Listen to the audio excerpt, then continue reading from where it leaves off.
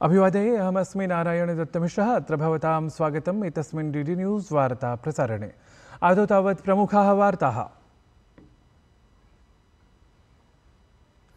गृहमन्त्री अमित शाहः अद्य झारखण्ड राज्यस्य भाजपा दलीय नेतृभिः समं कुर्यात् मन्त्रणाद्वयम्। निर्वाचनपरे रणनीतिविषये असौ कुर्यात् तत्र चर्चाम्।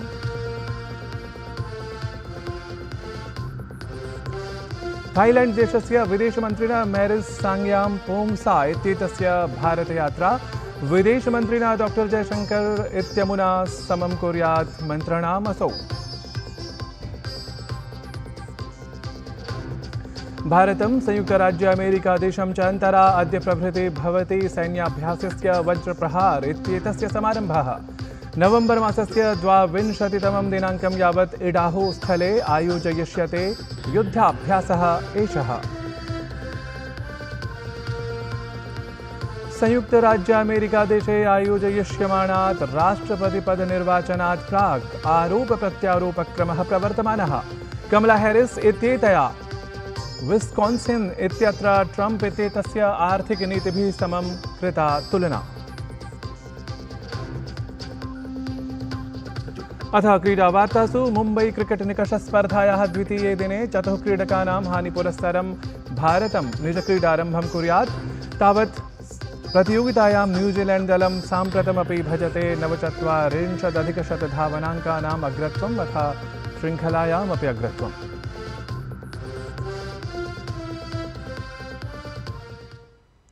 साम्प्रतं वार्ताः विस्तृतीकृताः।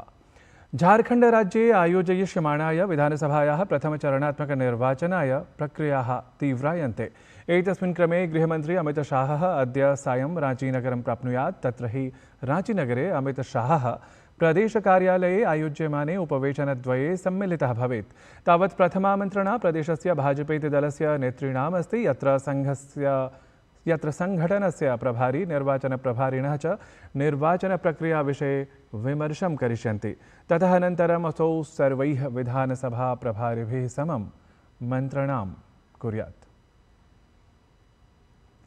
भारतयात्रायाम् आगतः थाईलैंड देशस्य विदेशमन्त्री मैरिस सांग्यामपोंगसा इत्येषः अद्य विदेशमन्त्रिणं डॉ एस जयशंकरं सम्मिलेत्।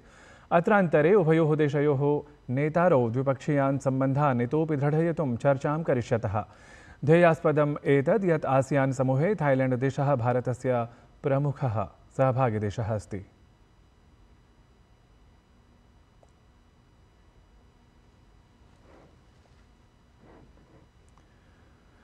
भारतस्य अथ संयुक्तराज्य अमेरिकादेशस्य सेनयोः मध्ये वज्रप्रहार इत्याख्यस्य संयुक्तसैन्याभ्यासस्य 15 संस्करणस्य अद्य प्रभृति समारम्भः भवेत्।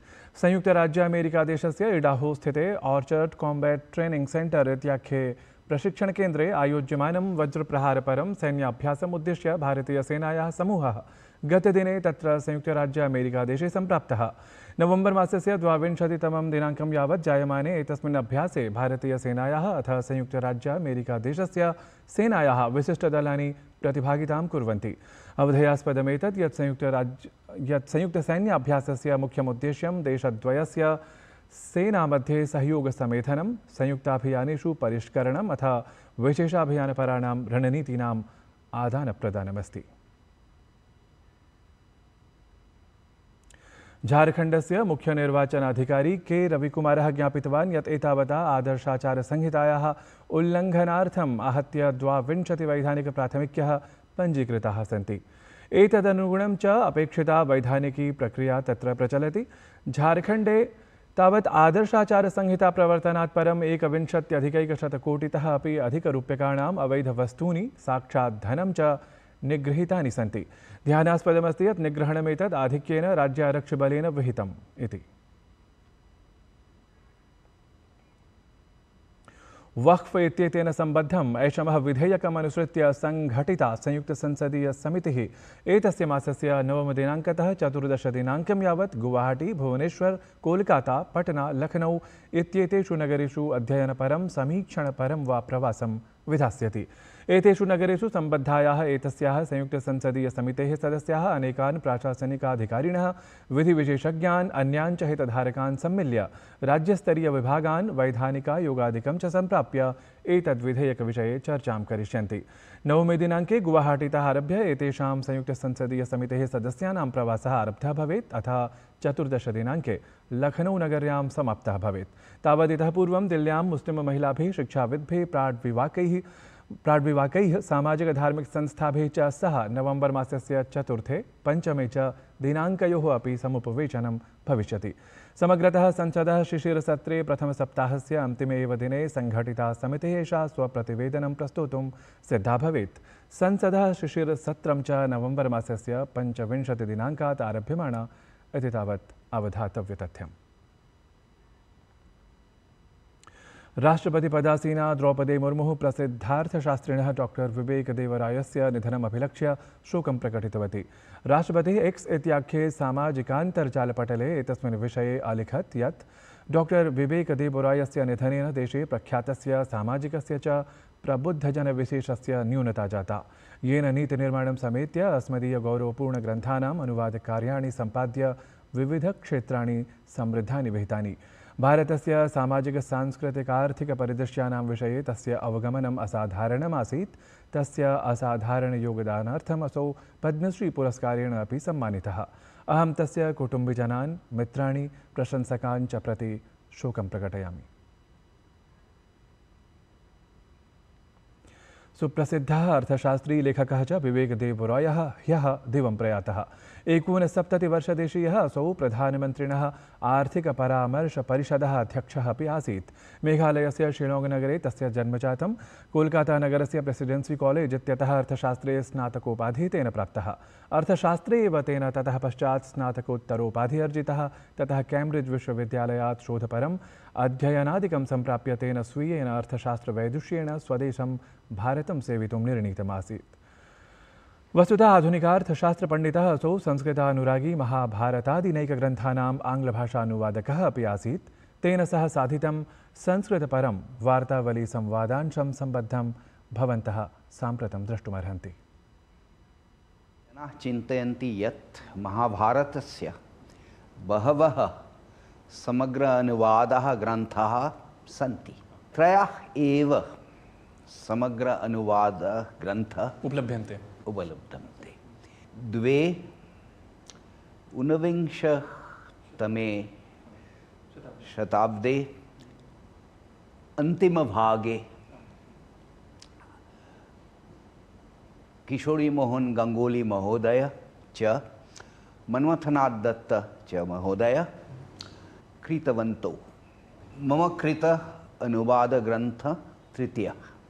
इदानीं युवकाः युवतयः च आङ्ग्लभाषायां वदन्ति, पठन्ति च।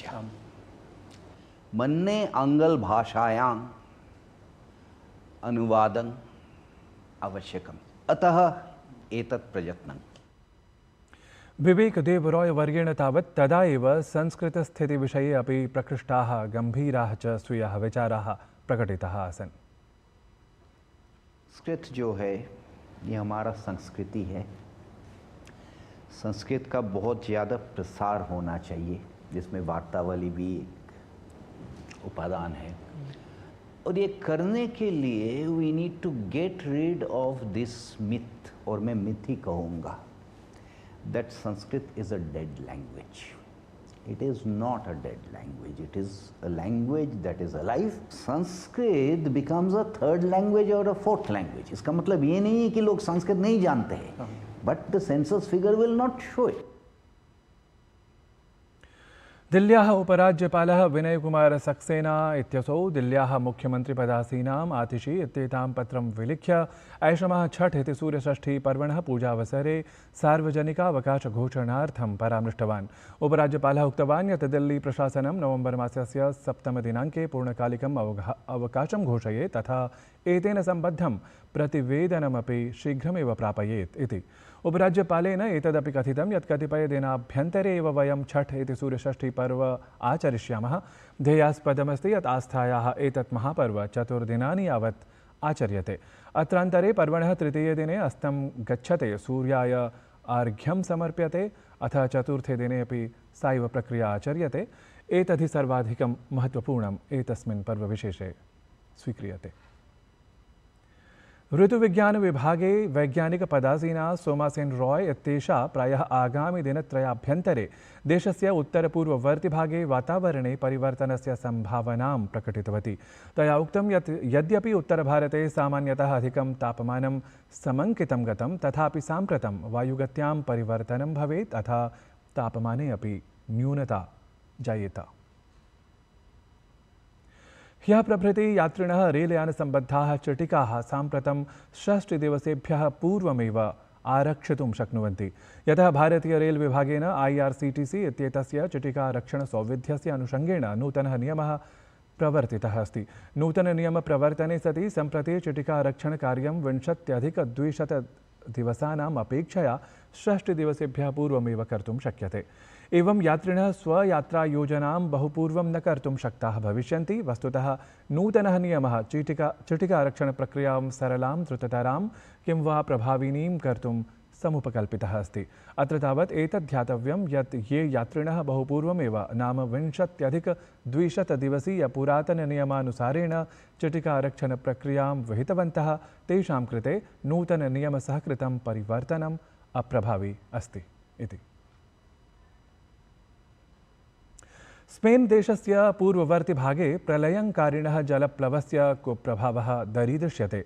एतस्मात् कारणात् तत्र सार्धैकशताधिकजनाः मृताः अपि जाताः। तत्र समुद्धारकार्यतत्पराणि दलानि कुप्रभावितजनान् अभिलक्ष्य अन्वेषणसमुद्धारादिकार्यसम्पृक्तानि दृश्यमानानि।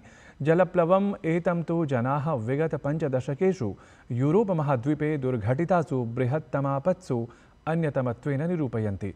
यद्यपि अधुना जलप्लवकुप्रभावः कथञ्चित् न्यूनायते, अत एव जनाः स्वस्वगृहं प्रति प्रत्यागन्तुम् आरब्धाः अपि। सत्यपि एवं तत्र जलप्लवपरस्य प्रलयस्य चिह्नानि दृश्यमानानि एव। संयुक्तराज्य अमेरिकादेशे आयोजयिष्यमाणात् राष्ट्रपतिपदाय निर्वाचनात् प्राक् आरोपप्रत्यारोपक्रमः प्रवर्तमानः अस्ति। अत्रान्तरे कमला हैरिस् इत्येतया विस्कॉन्सिन् इत्यत्र ट्रम्प इत्येतस्य आर्थिकनीतिभिः समं तुलना कृता। भारत न्यूजीलैंड दलयोः मध्ये ह्यः प्रभृति मुम्बईनगरे तृतीया अन्तिमा च निकषस्पर्धा समारब्धा। ह्यः निकषस्पर्धायाः प्रथमे दिने न्यूजीलैंड दलं 35+200 धावनाङ्कान् समर्जितुं शक्तमभवत्। रवीन्द्र जडेजा इत्यसौ प्रभावपूर्णं कन्दुकक्षेपप्रदर्शनं विधाय न्यूजीलैंड दलस्य 5 क्रीडकान् बहिष्कृतवान्। ततः भारतस्य प्रथमपर्याये सम्यग् आरम्भे सत्यपि चतुर्णां वेल्लकानां बहिष्करणेन भारतस्य स्थितिः अपि तथा समीचीना न प्रतिभाति। अद्य क्रीडायाः समारम्भः तु भारतीयवेल्लकाः 86 धावनाङ्कसमर्जनात् परं स्वदलस्थितिं दृढां कर्तुं प्रयतेरन्। ध्यातव्यमस्ति यत् न्यूजीलैंड दलं शृङ्खलां पूर्वमेव विजितवत्। एतामपि निकषस्पर्धां तावद् विजित्य न्यूजीलैंड दलं शृङ्खलायाः सर्वाः अपि निकषस्पर्धाः जेतुं प्रयतमानमस्ति। परं भारतीयं दलं तु स्वसम्मानरक्षणाय समुद्यतम्। प्रियदर्शकाः, अद्य भवन्तः सायं 6:30 नाम यथासमयं वार्तावल्याः अभिनवाङ्कं द्रष्टुं शक्नुवन्ति। तावत् पश्यन्तु एतत् प्रचारचलच्चित्रम्। वितर्कं निश्चयात् जयेत्।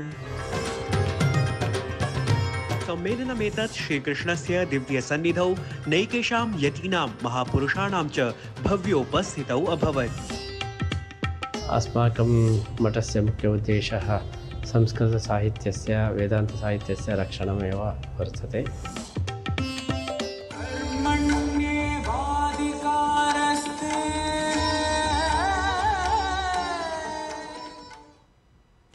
एतद्धि वार्तासंस्करणम् अधुना सम्पद्यते। अभिनववार्ताभिः सह पुनः उपस्थास्यामः। तावत् मङ्गलं भूयात्।